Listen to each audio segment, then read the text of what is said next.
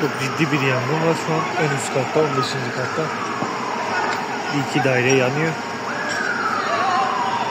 Şu an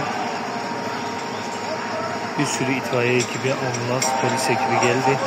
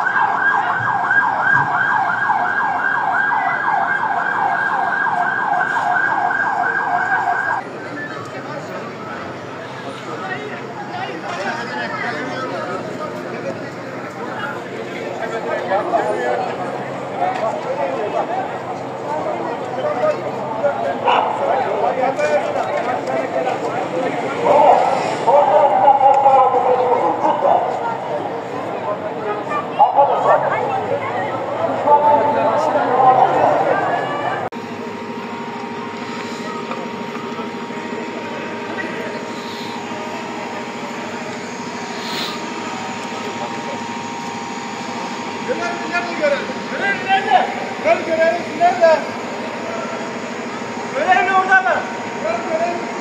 Yok.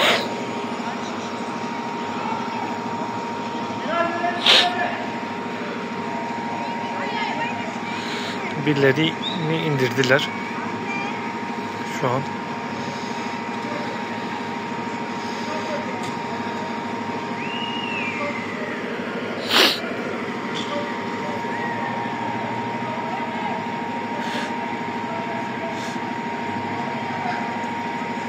Bir bebek ve annesi kurtarıldı. Hala yangın söndürme işlemleri devam ediyor.